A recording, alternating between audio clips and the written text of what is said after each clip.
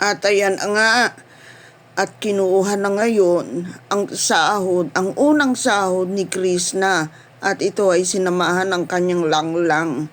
At talaga naman makikita ninyo dito ang kagandahan nilang lang, ano. Grabe, talaga makikita mo na inspired silang lang, in love na in love.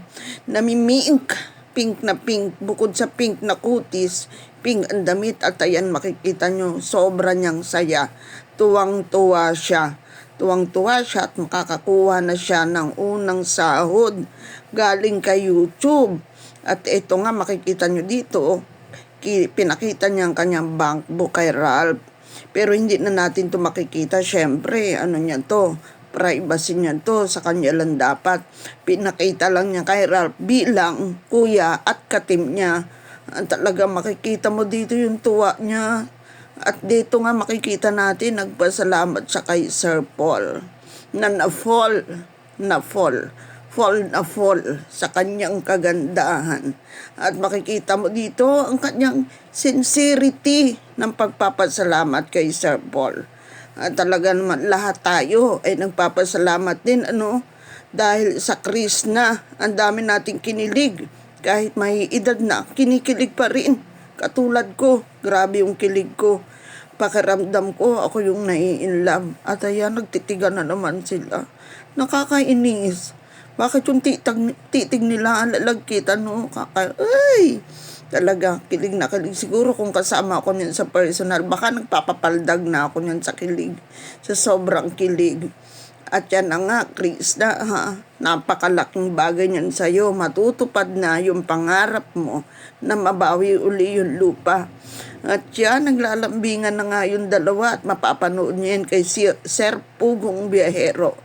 Andun yung full video at talagang nakakatuwa at may inspired kayo. Kaya yung mga baser dyan, may inspired na lang kayo, no?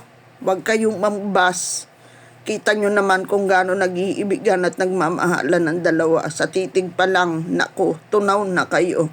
Grabe yung titig ni Sir Paul na na-fall. Ay, grabe. Diyos ko, ito yung happy pill ko. Maghapon, talagang naglalamierda ako sa YouTube. Hinahanap ko lahat kung saan meron, kahit saan. Sa Facebook, sa TikTok, lahat na pinuntahan ko. Makita ko lang silang dalawa. Ganon ako kahook sa kanilang dalawa.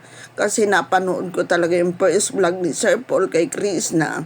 At talagang dun pa lang nakita ko na yung love at first sight ni Sir Paul. Hindi man niya naminin pero kitang-kita. At ayan na nga, no, nagpapasalamat sila sa ating mga viewers, sa ating mga tagahanga.